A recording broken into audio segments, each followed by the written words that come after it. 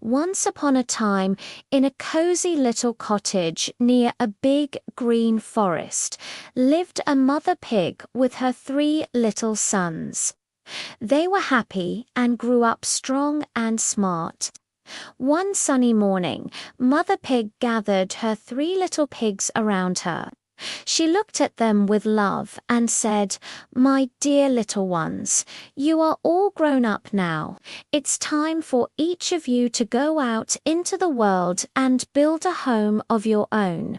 Remember to always do your best, work hard, and be careful of the big bad wolf who roams the forest." The 3 little pigs kissed their mother goodbye and set off on their adventure. They were excited, but also a little bit nervous. They walked and walked, their little trotters carrying them deeper into the world. The first little pig was a bit lazy. He didn't like to work hard at all. As he walked along, he met a farmer carrying a bundle of straw. Perfect, he thought. This will be quick and easy. He politely asked the farmer, "Excuse me, sir, could you please spare some of your straw so I can build a house?"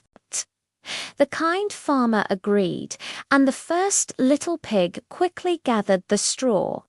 In just a few hours, he had built a simple house made of straw. It wasn't very strong, but he didn't care. He just wanted to finish quickly so he could play and sing the rest of the day.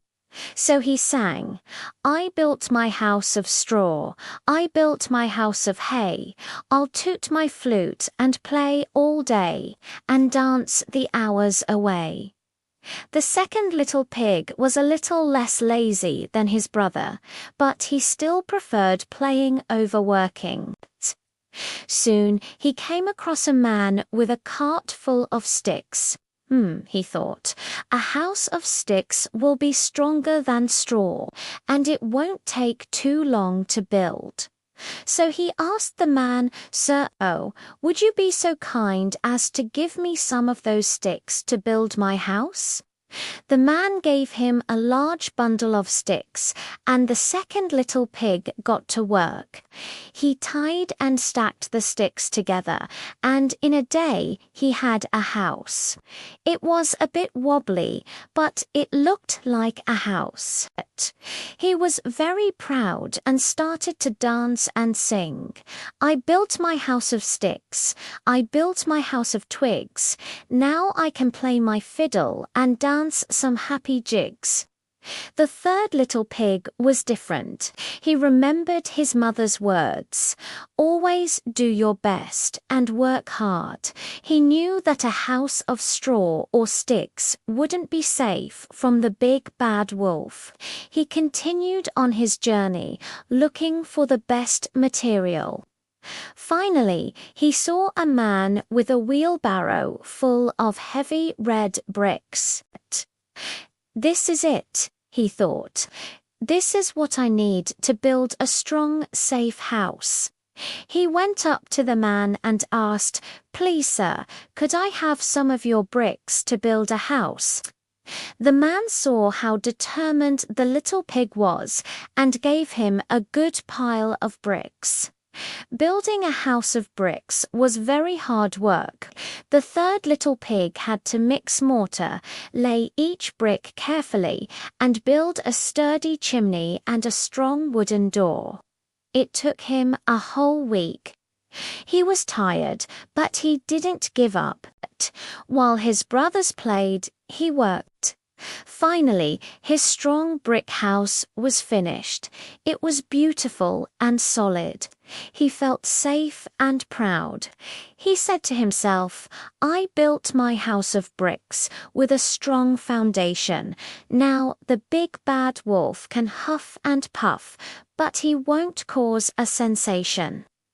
Well, it wasn't long before the big bad wolf did come sniffing around. He was hungry and looking for a tasty meal. The first place he came to was the house made of straw. He knocked on the door and said in a sweet as honey voice, little pig, let me come in." The first little pig peeked through a crack and saw the wolf's big pointy ears. His heart started to race.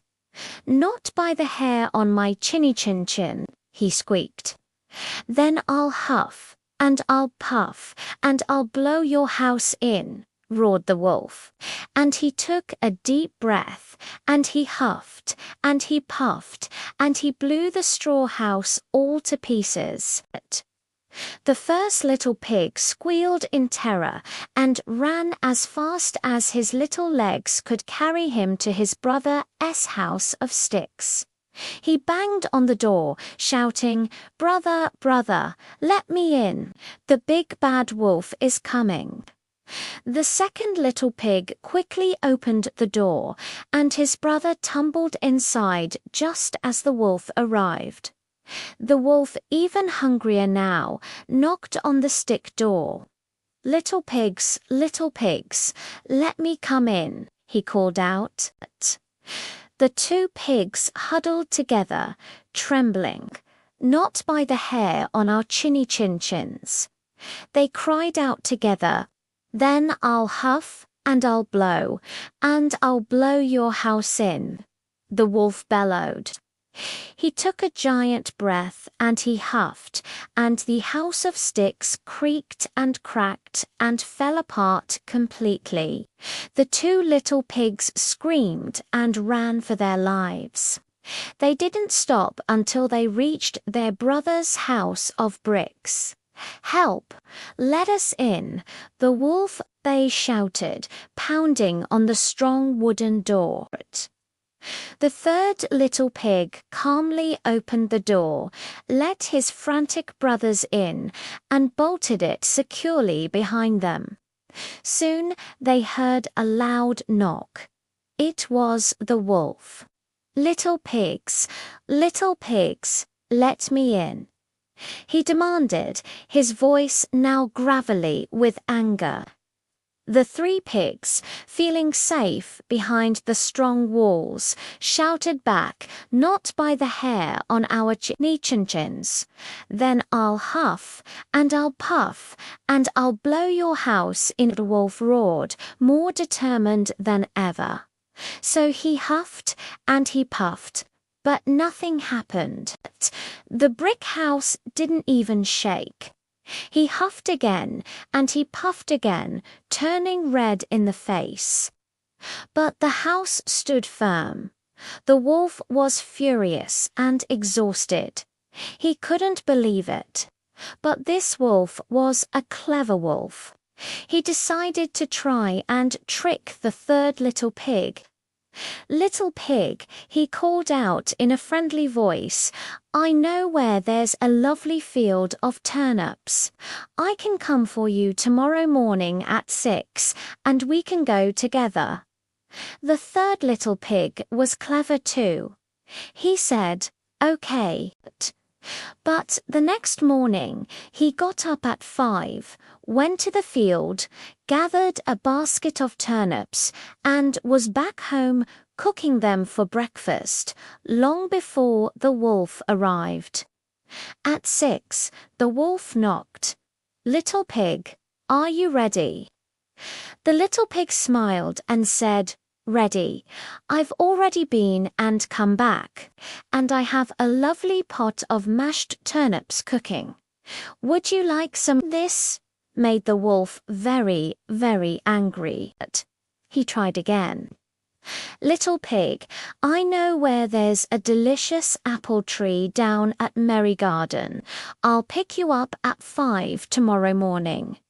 The pig agreed, but the next day he got up at 4, hoping to be back before the wolf came. But this time the wolf came early too. Just as the little pig was up in the apple tree, he saw the wolf coming. "Oh dear," thought the pig. Quick as a flash, he picked a big, juicy apple and threw it far down the hill. The wolf, distracted, ran after the rolling apple. While the wolf was busy, the little pig jumped down from the tree and ran all the way home, locking the door behind him. The wolf was absolutely furious now. He had been outsmarted twice. He came back to the brick house and shouted, "I'm coming to get you, little pig. I'm going to climb down your chimney." The third little pig heard this and had a brilliant idea. His brothers were watching. Wide-eyed, he quickly put a big black pot full of water on the fire in the fireplace. Then he made the fire hotter and hotter.